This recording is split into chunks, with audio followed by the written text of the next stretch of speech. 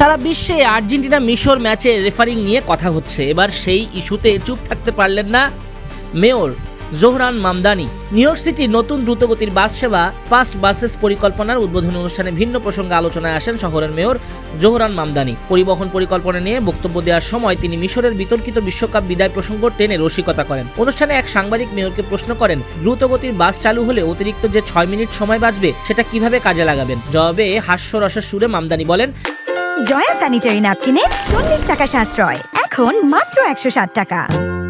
অতিরিক্ত 6 মিনিট পেলে সম্ভবত মিশরের সঙ্গে আর্জেন্টিনার যে ম্যাচ হয়েছে সেই রিপ্লেগুলো আবার বারবার দেখব কিভাবে তাদের বঞ্চিত করা হয়েছে। তারপর হয়তো আবারও ভিএআর দেখে বিরক্ত হব।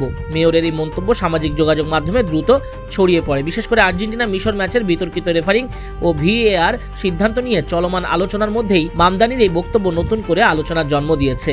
ভালো খেলেও বিশ্বকাপের শেষ 16 ম্যাচে আর্জেন্টিনার কাছে 3-2 গোলে হেরে টুর্নামেন্ট থেকে বিদায় নেয় মিশর।